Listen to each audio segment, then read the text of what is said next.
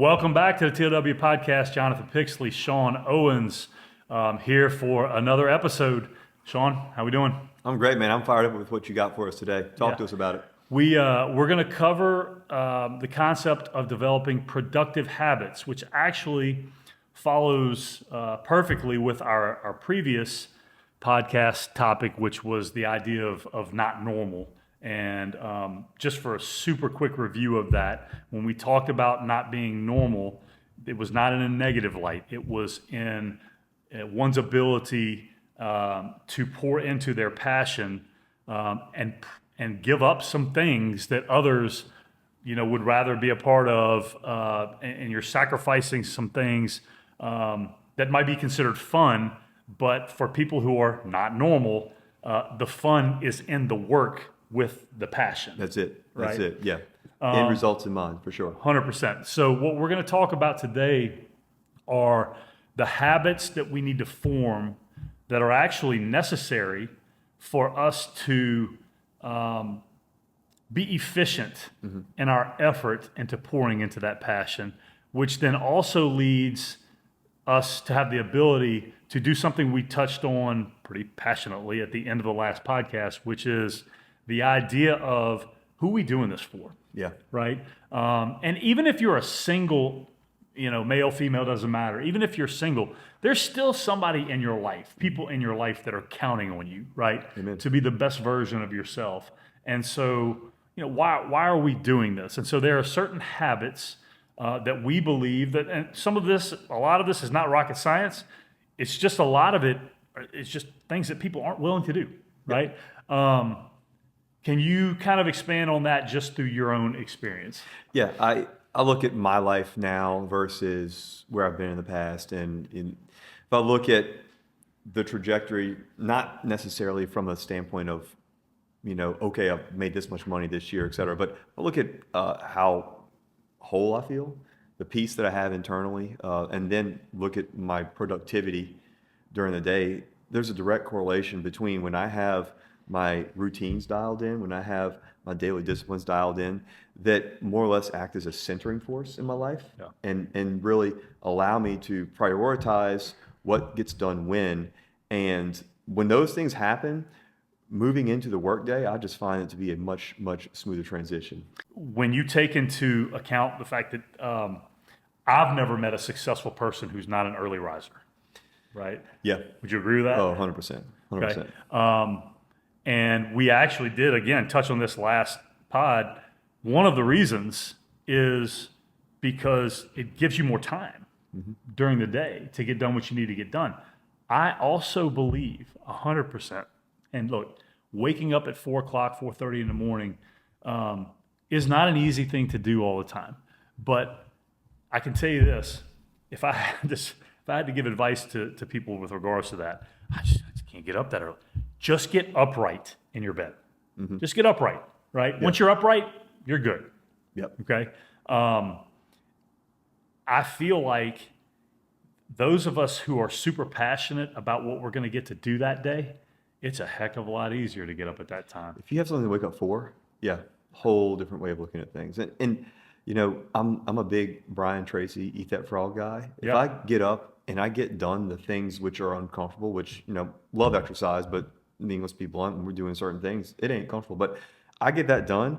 I know that I've got that out the way. Suddenly some things which may not be a super exciting part of my day, it doesn't look that bad, because you know what? It's a lot easier than the repeats I just did at 4:35 a.m. on the bike. That's right. I think it puts a lot of perspective into things. Yeah. And I have when I talk to clients, and okay, what's the first thing I should do this day? Okay. Simple. And I'm going to go ahead and excuse my language. Get your ass up. Get up. Okay. Because once you're up, then that's going to take you into whatever your morning routine is. And the best part about your morning routine is it's yours. Because you're probably up before anybody else in your house, right?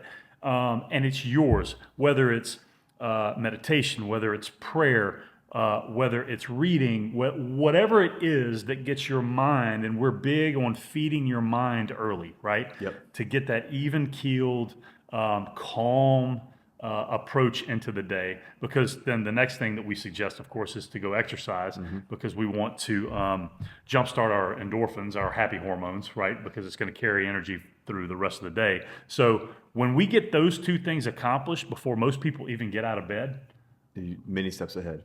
and how much time do we have now to go do what it is that we want to do? Why don't you do this? Take people through your typical weekday morning. Okay. And so they kind of get a feel for that. Yep, you got it. So I'll take you through a Tuesday morning. Okay. Tuesday morning, the most vanilla day of all. Tuesday morning, up at 4 a.m. From 4 o'clock until 4:45, 4:50. It's Bible in 1 year, Jesus Calling, great book, good friend of ours, Chris Harrell. Yeah. Chris recommended a great book, Devotionals for Dads, that I'm in the middle of right now. Some Stoic philosophy associated with it. I absolutely love it. He is big into Stoicism. He Yeah. will also put you in an armbar, and you will not get out of it. Well, I'm going to tell you right now, the one thing I have going for me with Coach Chris is I am faster than him, like in terms of getting away from him distance running wise. Yeah. And so I'll make sure to stay away from that arm bar as much as possible. But that's till 4:45 or so. 5 o'clock, I'm either on the bike or running. And then until 5:45 till 6, I'm prepping waters and breakfast for my kids. 6 o'clock, kids are up. I'm jumping in the shower right after waking them up, and then getting ready. I'm out the door at 6:25 to get to the office at 6:45. 6:50 meeting. 7 o'clock start patients. You know, and there are a lot of people who would listen to that and go, "Wow, that's not normal," right? And it's not. It's not, but I embrace it.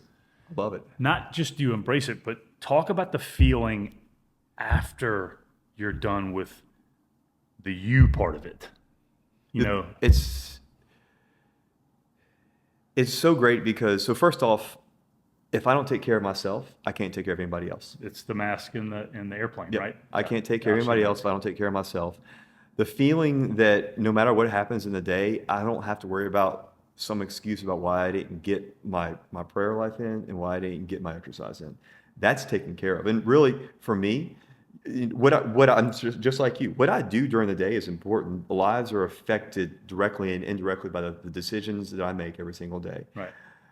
But all of that is a little bit easier to handle. It's a little bit easier to deal with. It's a little bit easier to get through because all the other things have been taken care of already. Right. And I've got this attitude. We talked about it in the last podcast.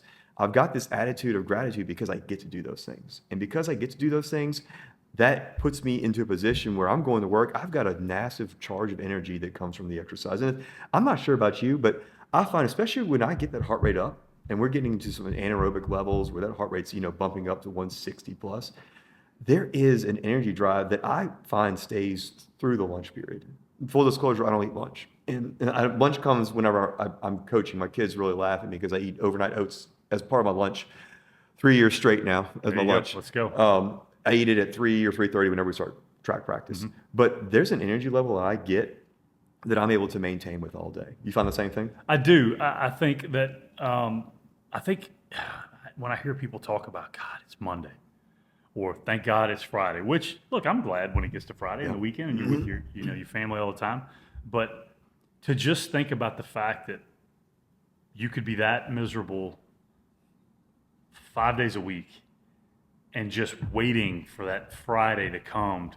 There's no way you can have that approach and be outstanding at what you do. I just don't. It's such a sad way to live life, I think. We all have a finite amount of time available, and to look at the majority of the time, that finite amount of time we have available, as something we have to get through. Yeah. I mean, you can't, like you said, you cannot be uber successful on top of your game with whatever it is that you do if that's your approach to every single day. Right. And then think about those of us who have families. So if you have a family and let's say you work 10, 12 hours a day and you get home and you've got about, and let's say your kids are middle school to high school age kids. Okay. If they're in high school, they don't want anything to do with you anyhow. Right. But Now, if it's middle school, even to a degree, right? But like, so let me back off those ages. Let's find an age where, your kids are still really dependent on you and want to spend time with you. You get home and you've really probably got 2 hours, okay, with dinner included in that. If you have not formed the necessary habits to get you to that part of the day with the proper level of energy, you can't be what they need you to be. Yeah. And the whole point, and this is the part I will never understand. And guys, I suck at it at times too. I understand that part. I will never understand the concept of let me go pour into working with other people for these people that I'm trying to get to that 2 hours of every day. And then when I get there, I just go sit on the couch. You're not the and best I version can't of have anything to yourself. do with you. It just doesn't make any sense. And I think you can really speak to the significance of that with you got a daughter that's getting married. Yes. Coming up. I do. And another one who's in the middle of college. So you've seen how quick that time just flies by. Yeah. And when you get into we're going to be empty nesters very quickly. And we're going to be great empty nesters. We're going to have a blast together. But the point is, it's over. Yeah. Right? And so I can tell you right now, I can tell the viewers, beyond a shadow of a doubt, did I miss some 2-hour periods? Yes, absolutely. Will I ever be able to get them back? Nope. Yep. Never. Okay. Yep. All I can do, and you're going to have those times, but all I can do is the next opportunity I have, I got to be there. Yeah. Right. I do believe, and I know you agree with me on this. Obviously, Jace behind the scenes running things. He's on board with this as well. I do believe 100% that how you start your day will help you finish your day the way that you want to. Yeah. Well, with that being said, let me ask you how ending your day influences starting your day just in your life. It's a great point. So, spending time, right? Even if it's just hanging out. And look, I'm not opposed to, and me and my wife enjoy, we always said, yeah, we're never going to just pick a TV show and watch it every night, right? But we kind of got it into these limited series, right? And we enjoy watching those.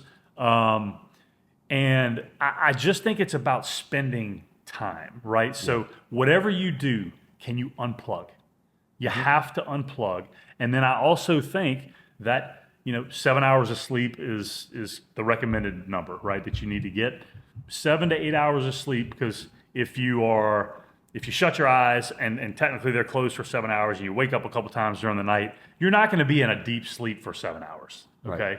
Right. Some people are much better sleepers than others for sure. But the point is, you have to maximize the time that you have to rest, because then the next day is coming. That's right. And if you're not prepared to wake up at the same time and go do the same thing. Oh, and by the way, if you're not excited about doing those things, right? Getting upright. You said the most important thing is just get upright. Getting upright happens a lot easier if you set yourself up for success with going to sleep at an appropriate time and making the appropriate decisions within that hour and a half, 2 hour period, where we're minimizing our exposure to things which are going to not allow ourselves the chance to appropriately enter deep sleep, REM cycles, and all that. That's right. And look, things that we'll cover in detail on the online course: nutrition, right?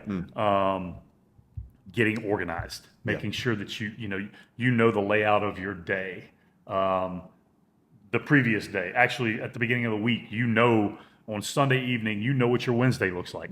There may be some deviation here and there, right, where you got to change some things, but at the end of the day, you have a great feel for what your days look like. So okay, Tuesday's a heavy day. May need to get a little more rest on Monday if I can, right? I'm so glad you bring that up. That's something that, whenever you and I did our first round of coaching together, that we really harped on was the significance of not just the daily routine, but sitting down with your significant other on Sunday, mapping out, comparing schedules. So that way, when each of those days of the weeks comes around, you've already reviewed, everybody's on the same page, and you know who's going where when, because with the schedules that kids have these days with extracurriculars, it takes an algorithm to figure out who's going where and what time, for sure. And you need to know what to expect, right? As often as you can. It's kind of like developing muscle memory as an athlete. if you always had to think as a basketball player, if I always had to think my way through a shot, I'm not going to be very good at it. I'm not going to be very consistent. It's got to become automatic. It's got to be natural, and it's got to be muscle memory driven, and my body has to know what to expect when the ball gets into my hands, to up at a certain level, to at the height of my shot, to my release. It has to know what to expect, right? Absolutely. And so I think that's no different than our daily schedule. There has to be a rhythm to it, right? You have to have a rhythm to your day, a rhythm to your week. And by the way, when it comes to nutrition, your body needs to know when to expect. You know, it's going to get this amount of protein. It's going to get, you know, maybe you have different days where you take in more carbs.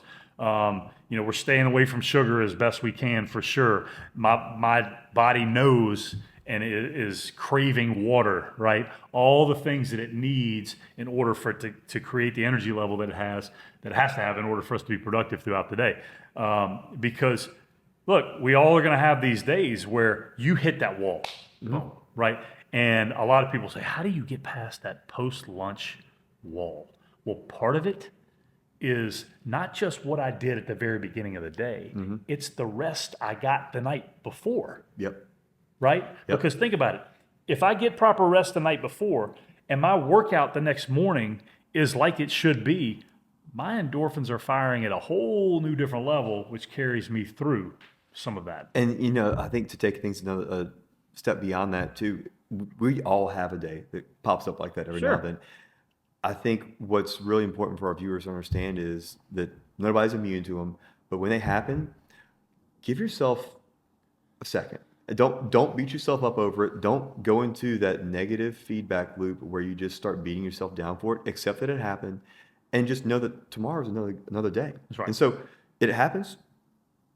Allow yourself a chance to chill, to breathe, and say, you know what, we're just gonna get up and get back at it tomorrow. Or if you start to see the signs of physical and mental breakdown that are happening, maybe something needs to change. Maybe there's a stress level that's a little too high in your life. Recognize it for what it is, and address it so that way you can get back to those normal rhythms like you're talking about. Because I'm such a believer in rhythms because it just makes everything so much more predictable, and predictability just makes it a lot easier to follow through with things. And I don't think we can stress enough the fact that these are daily routines. You know, the idea of a New Year's resolution, or I'm gonna be able. Oh, you love New Year's resolutions. Freaking Monday starter, right? Oh, I'm gonna start on Monday. Well, dude, it's Tuesday of the previous week. You've already acknowledged you need to make this change. Why are you gonna wait till Monday, right? Is it like the third week in January that is National Quitters Week? I think we posted about that. It's National Quitters Week, I think. And why is that? Because most people, they make these New Year's resolutions, and I'm going to do this and this and this and this, and some things that they have never done, and they're diving into it as opposed to stepping into it, right? And then 2-3 weeks in, they're like, yeah, I'm good. I like cupcakes too much. It's small daily habits, man. Small daily habits. Like a habit of mine, for example, okay? My cheat day, and people who are close to me know, right, is Saturday. And I can't tell you the number of people now that will come up to me and go, oh, it's Saturday. They'll see me eating, you know, we'll be out to breakfast somewhere or whatever. Oh, yeah, I forgot it's Saturday, you know? There's a typical crowd at Superior on Highland who are interested in seeing what Coach Pixley eats, and not just eats, how fast he eats it. That's right. It's kind of crazy. It's 10,000 to 12,000 calories. I would not suggest it for anybody. I would not. That's not named Michael Phelps, who I think had to take in that many calories just to live, basically. We're in the process of making a new children's book. It's not The Very Hungry Caterpillar. It's The Very Hungry Pixley, that available for release soon. And cheat day. And look, I can tell you the science behind it, right? In that I eat clean throughout the week, and my metabolism gets in a rhythm, and then I freak it out on Saturday, so it speeds it up, right? And then I freak it out again on Sunday by going back and eating clean. It speeds it up again. Still, I'm not going to, but I'm not suggesting 10,000 calories to anybody during. But how beautiful is that? The thing is, when you go back to work week Monday morning, you're back zoned in because you just do it Sunday. Was your reset. Yep. And so you're back into Monday, back at it again. That's right. I love that. I absolutely love that. So to close here, okay, daily habits, right? But we have targets that we're aiming for. Yes. Okay. How important is it, in your opinion, that those targets, we set them, but they're only for the future? They're not for us to consume our thoughts with, right? Yep. It's more of we're using those targets to set our daily habits. Yep. And the focus from there is what I got to take care of right now. If our focus is constantly on that target in the future, it's really easy to go down the rabbit hole of I'm not there yet, I'm not there yet, I'm not there yet. No, you're not there yet. But if you just keep focusing on what needs to get done today, I'm sure you'll agree with this. If you focus on what needs to get done today and you do that enough days in a row, that target happens. If we continue focusing on the target and not on the daily disciplines, the targets don't appear because we're focused on something that's too far in the future. If we can just extrapolate back, know what we got to do now, those targets will inevitably become something that we hit, and then we're ready to set new targets from there. And look, in a world of shortcuts, with you can take this drug and you can lose this amount of weight sitting at your desk, and I can, if I need to stay up later, I can take a sleeping pill to make myself go to sleep. We have all these things, okay, that allow the shortcut to look. When it comes down to it, if you want to achieve something and you want it to be sustainable, there's really only one way to do it, and it is gradually, because you could lose a ton of weight in a really quick amount of time. I've seen so many people do it. They'll lose a bunch of weight over, super short period of time, and then they gain it all back. Because the habits did not stick. That's the routines did not stick. Amen. All they did was take a drug. They took a shot. They took a medicine, a pill, whatever, right? As opposed to, no. You made a lifestyle choice of daily habits. Yep. For sure. Well, we're going to close it on that. You got anything you want to add? Of all the things that we've discussed this far in the podcast, I think this is probably my favorite, because I think that in my life, this has made the most significant difference between who I've been and who I'm continuing to try and become every single day. So if you just get, I think, one thing right in terms of a daily habit, getting up early. I mean, you'd have to agree with that. Yeah. You get up early, you got nothing else to do at that time, so might as well be productive with it. That's right. Get something done, and that's your time. It's your time. It's your time, right? And from the TLW podcast, go get it.